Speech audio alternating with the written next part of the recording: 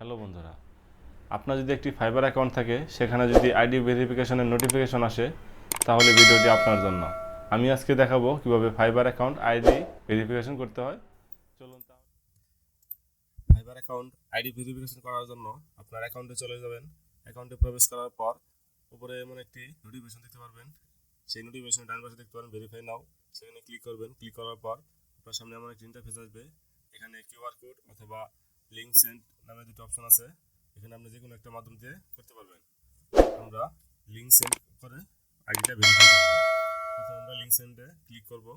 Click করার পর আমাদের মোবাইলে একটা মেসেজ চলে যাবে। সেই মেসেজ থেকে আমরা এই দেখতে পাচ্ছেন আমাদের একটা মেসেজ চলে আসছে। সেই মেসেজ থেকে আমরা প্রবেশ করে আইডি ভেরিফিকেশন করব। প্রথমে আমার মোবাইলে মেসেজ অপশন চলে যাব। সেখান থেকে যে মেসেজটা আসছে সেই মেসেজে একটা লিঙ্ক আছে। সেই লিঙ্কে আমরা ক্লিক করব।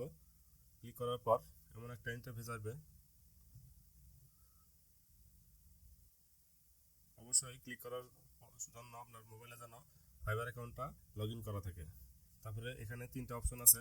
উপরে যে দেশ থেকে আইডি ভেরিফিকেশন করতে চান সেই দেশ কান্ট্রি সিলেক্ট করার জন্য এখানে তিনটা অপশন আছে: passport, ID card, driving licence. আপনি যে যেটাতে করতে চান সেটাই করতে পারেন। আমি যেহেতু আইডি কার্ড দিয়ে করবো এই জন্য আইডি কার্ড সিলেক্ট করে নিতেছি। তারপরে নেক্সট বাটনে ক্লিক করব। ক্লিক করার পর আই কনসেন্ট ওকে করে ক্লিক করব। তারপর আপনার সামনে এমন একটা ইন্টারফেস আসবে।